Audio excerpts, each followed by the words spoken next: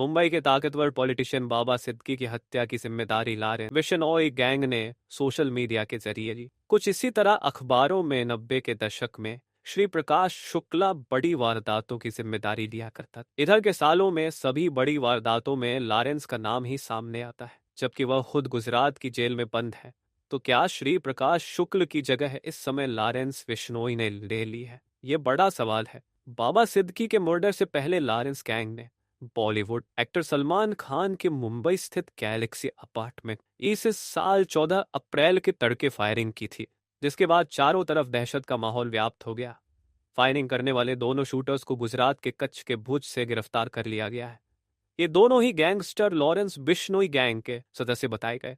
सवाल यह है कि लॉरेंस के पीछे कौन है जो जेल से उसकी मदद कर रहा है। आज के इस शो में हम आपको माफिया लॉरेंस बिश्नोई की पूरी कहानी सुनाएंगे। अगर आप हमारे इस चैनल पर नए हैं तो चैनल को सब्सक्राइब जरूर कीजिएगा, ताकि सबसे पहले आपको हमारी अपराध की सच्ची कहानियां पहुंच सके। लॉरेंस का जन्म हुआ तो उसका चमकदार चेहरा देखकर उसकी मां इतनी खुश हुई कि नाम ही रख दिया लॉरेंस। उसके पुलिसकर्मी पिता ने घोषणा की कि उनका बेटा एक आईपीएस अधिकारी बनेगा। 12 फरवरी को जन्मा लॉरेंस बिश्नोई स्नातक है और पंजाब के फिरोजपुर का निवासी है। लॉरेंस के पिता हरियाणा पुलिस में कांस्टेबल के रूप में शामिल हुए थे, लेकिन उन्होंने 5 साल बाद अपनी नौकरी छोड़ दी और खेतीबाड़ी शुरू कर दी। लॉरेंस ने पंजाब विश्वविद्यालय से एलएलबी की पढ़ाई पूरी की है। 2009 में पढ़ाई के दौरान वह पंजाब यूनिवर्सिटी के छात्र संगठन से जुड़ा। उसी दौरान उसकी मुलाकात छात्र संगठन के अध्यक्ष गोल्डी बराड़ से हुई। गोल्डी से मिलने और विश्वविद्यालय की छात्र राजनीति में आने के बाद बिश्नोई के कदम अपराध की दुनिया की तरफ मुड़ गए। उसने अवैध गतिविधियों में शामिल होना शुरू कर दिया। आज लगभग 3 दशक बाद लॉरेंस बिश्नोई एक आतंकवादी है, जिसके खिलाफ राष्ट्रीय जांच एजेंसी और दिल्ली पुलिस ने गैरकानूनी गतिविधि रोकथाम अधिनियम के तहत मामला दर्ज किया है। लॉरेंस बिश्नोई के गिरोह ने पंजाबी गायक सिद्धू मूसेवाला की हत्या करने का दावा किया था। लॉरेंस वर्तमान में गुजरात की साबरमती जेल में उच्च सुरक्षा वाले वार्ड में कैद है। लॉरेंस बिश्नोई के खिलाफ 2 दर्जन आपराधिक मामले हैं, जिनमें हत्या और जबरन वसूली के मामले भी शामिल हैं। हालांकि उसने इन आरोपों से इनकार किया है। जो बिश्नोई लोग उसे करीब से जानते हैं, वे उसके गुणों से अच्छी तरह वाकिफ है। वह कॉलेज चुनाव में एक कुशल योजनाकार साबित हुआ। उसने students organisation of Punjab university SOPU का गठन किया, जो आज भी मौजूद है।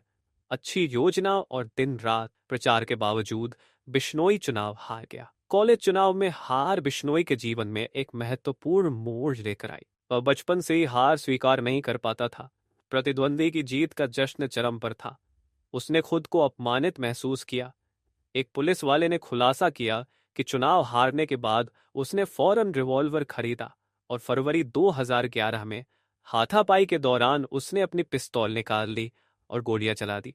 इस घटना के बाद बिश्नोई के खिलाफ पहली एफआईआर दर्ज की गई। तब 19 साल के बिश्नोई ने गैंगस्टर जग्गू भगवानपुरिया और रॉकी फाजिल्का का समर्थन मांगा। युवा लॉरेंस ने अपराध की दुनिया में अपने कदम रखा ही था। गुरदासपुर का रहने वाला भगवानपुरिया बिश्नोई और फाजिल्का के लिए एक तरह से गुरु था। उसने न केवल धंधे के गुर सिखाए, बल्कि उसे अपने कामों में खुली छूट भी दी।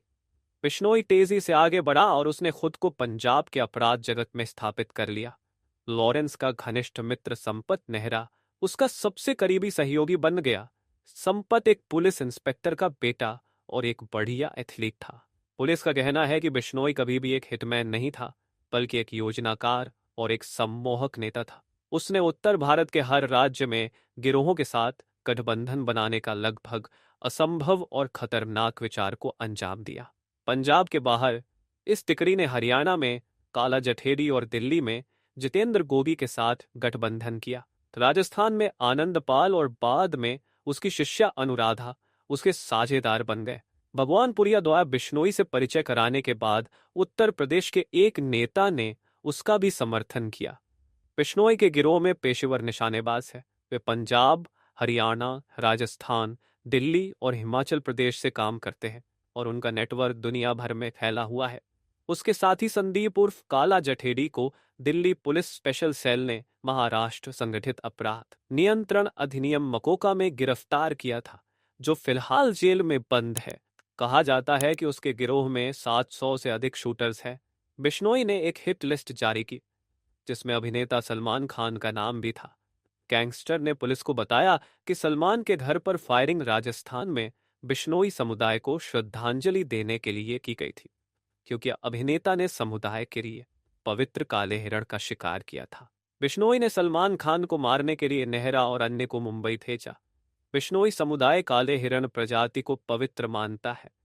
2022 मई में पंजाबी गायक नेता सिद्धू मूसेवाला की हत्या ने बिश्नोई को अंतर्राष्ट्रीय स्तर पर सुर्खियों में ला दिया था। गोल्डी बराड़ ने इस हत्या की जिम्मेदारी ली थी। इसके बाद बिश्नोई पर तुरंत फंदा कसा और जेल में उसको मिली खुली छूट खत्म हो गई। एनआईए ने खालिस्तानी समर्थकों के साथ उनके संबंधों और आईएसआई के साथ उनके जुड़ाव के आरोपों की जांच शुरू कर दी। इसी बीच बाबा सिद्दीकी का उसने मर्डर करवा दिया।